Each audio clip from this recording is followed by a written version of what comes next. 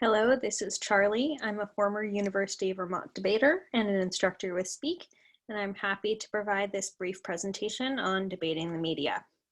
Before I jump in, I think it's important to note that I am an American who generally trusts the information that I get from mainstream media sources. I think that's important to note because that bias, that perspective will definitely impact the way that I talk about media in this presentation. With that, I will try my best to provide you all with the information and frameworks that you need to discuss the media in a diversity of context. So I think it's important to talk about the different kinds of media because that will come up in modeling around media debates, and also these different types of media have different impacts and contexts related to them that I think will come up in any kind of good nuanced BP debate about the media. So we have mainstream news media in print and digital. Depending on how your debate is modeled, social media may be included in the definition of media, or it might be not a part of the model, but still a part of the debate. We also have state-controlled or influenced media, as well as media that does not face any censorship from the government. And we also have private media, media that is funded by private funds, as well as public service media. Now, one example about how these different types of media have different impacts are 24-hour news cycle debates. So digital news media has faced a lot of scrutiny over the last couple of years and been the focus of a lot of BP debates because of the way that new breaking news is released at all hours of the day, and that kind of profit motive, another motive to get journalists to release breaking news very quickly has resulted in journalists not vetting that news as best they should and not taking the time to check the way that their bias impacts their reporting. And so that's one example of a specific type of media on this list that would play a unique role in a debate. So media polarization and analysis and rebuttal. So media polarization at its root is that media sources are appealing to different groups of people, often along political ideological lines. For instance, like liberal news media sources and conservative ones. And so the viewer, as well as the source of media, plays a role in that polarization. So viewers seek out information that affirms their beliefs, and news media acknowledges that people like when their beliefs are affirmed, and subsequently provides subjective news that appeals to a particular ideological group or other community. And so that's where you get these kind of echo chambers, where liberal people are, for instance, only getting their news from maybe the CNN or the New York Times. And so they're getting a different set of information than conservative folks that look exclusively at Fox News. And so this results in these two different groups of people having a different understanding of reality. And that can harm the democratic process, as you've seen in these debates around whether or not there was fraud in the last presidential election in America. And it also reinforces the political polarization that we see in many countries across the world. I think this media polarization is an issue of subjectivity generally, which is separate from fake news, which is news that spreads misinformation that is certainly fueled by the rise of social media, news that isn't vetted in the same way that mainstream media is. And so fake news will certainly come up in social media debates and has had, a variety of different harms you know, like fueling the rise of conspiracy theories, spreading the information, allowing people who wouldn't otherwise get access to that information to do that, and validating it in a way that it wasn't validated before. And then bias plays certainly a role in media polarization. Many different kinds of bias. I think we've already talked about kind of political bias, but you know, also looking at the way that people's racial or ethnic identity plays a role in how they report on different topics like racial justice could definitely come up in a debate. Profit motives, as I spoke about on the last slide when I was kind of giving a brief overview of the 24-hour news cycle, is definitely something that comes up in debates. You know, when you're looking at media polarization, some of that is fueled by a desire to earn more money, that people like having their views affirmed by the news sources around them. And so they're more likely to either pay for a subscription or look at a news website, which will then generate advertising profits for that website. And so trying to shock the viewer into looking more at their news source or appealing to them in different ways that harm the objective sharing of information that news should probably value is something that can also come up in a debate.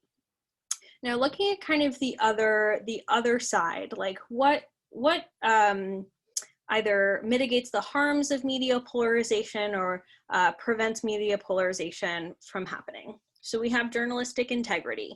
The idea that journalists generally want to provide the objective news and support the role that news should play in a democracy where they share information that supports things like civic engagement and providing voters with the information that they need to make their own choices.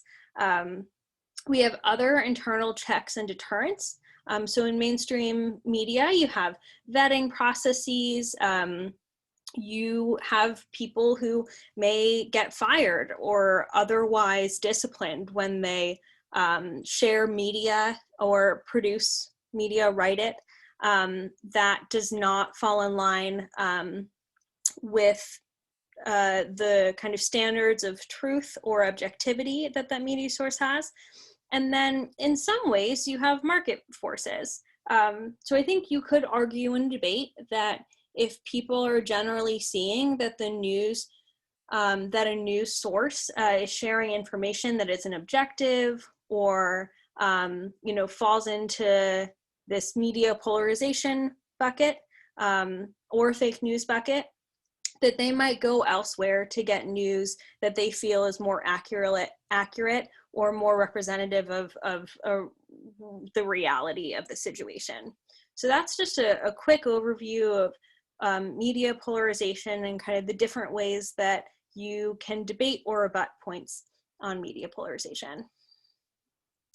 So overall, I think media debates, excuse me, revolve around this idea that the media has a significant impact on the public, and whether media sources deserve that responsibility is a point of clash in a debate.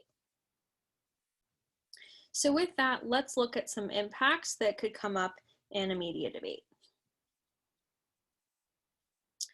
So first we have the fact that the media share information. And sharing information is often a really good thing. Sharing information can support social movements in growing, in telling stories of perspectives or people that are underrepresented or unrepresented in society at large. You know, you look at the rise of the #MeToo movement or Black Lives Matter. These are movements that I think were hotly debated in different types of media and arguably benefited from social media and mainstream digital media. And so those are kind of movements that you can cite as how the media has helped people, has helped promote values like justice, equality, equity, which are generally thought of as good things in a debate. The media plays a role as a check on government and other powers.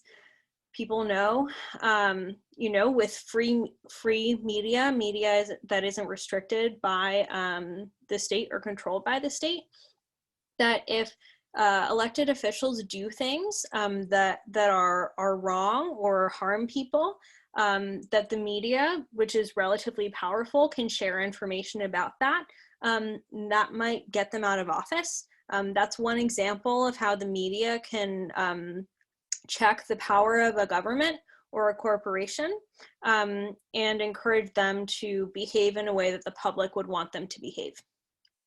As I noted on the last slide, the media can support civic engagement by sharing information that will support voters in making their decisions at the ballot box, engaging in advocacy, and other aspects of civic life.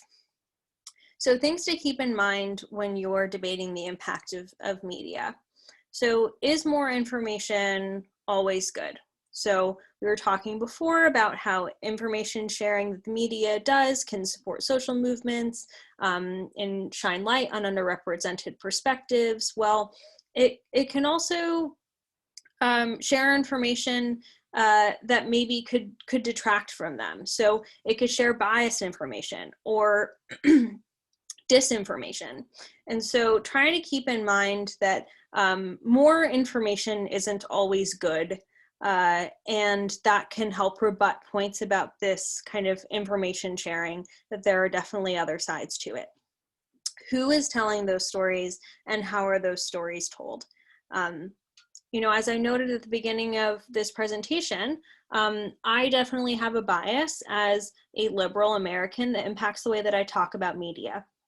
And journalists, no matter how hard they try, will always have some subjectivity in their stories, because we all have our own biases and perspectives that shape our reality. And so who is telling those stories and how those stories are told are good questions to ask in a debate when you're trying to rebut some points about how the information might support civic engagement or highlight marginalized communities. Journalists oftentimes report on marginalized communities that they are not a part of in a way that could even actively harm those groups.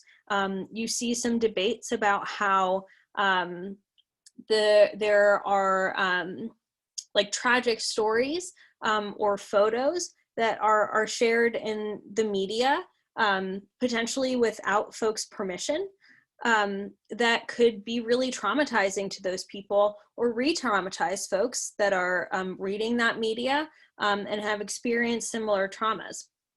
And so those are also things to keep in mind, that the media can do plenty of harm.